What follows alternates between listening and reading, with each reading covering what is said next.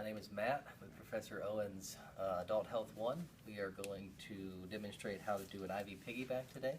So I'm going to start by checking the doctor's orders. He has ordered 1 gram of Rocephin.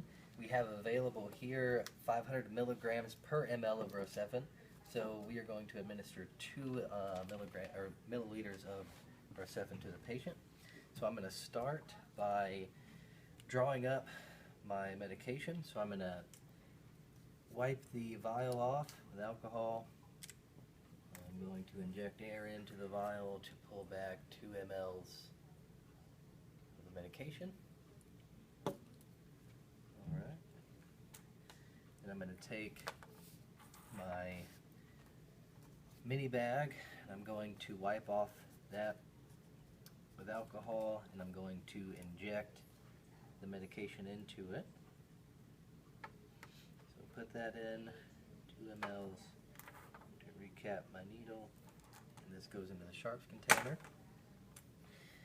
And then I'm going to place the medication label on it. It's going to have the medication, it's going to have the date, it's going to have the patient's name, and it's going to have my initials.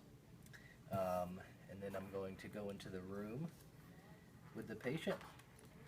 And I am going to check the history of any allergies to Rocephin or penicillin or any kind of dairy products. I'm going to explain to the patient why he's getting the medication. He has pneumonia. Rocephin is for respiratory infections, urinary tract infections, and like certain skin infections. And we are going to administer this over 30 minutes. So I'm going to come into the room, wash my hands, I'm going to glove up. We already have a primary bag of saline running. So what I'm going to do is start by clamping off the primary IV that's running. So it's not running anymore. I'm going to lower the primary IV bag.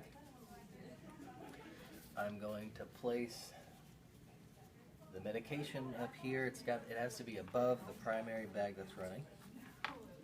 I'm going to make sure that this tubing is clamped so I can spike my medication bag. And then I'm going to prime it. So I'm going to unclamp it slowly, kind of let it run, squeeze the chamber so it's primed. So I'm going to clamp that back. I'm going to clean off the hub that is closest to the bag with alcohol. And I'm going to hook this up to it. Alrighty. And then what I'm going to do is I'm going to unclamp the bag with medication in it, let it run. And then I'm going to unclamp the primary solution bag.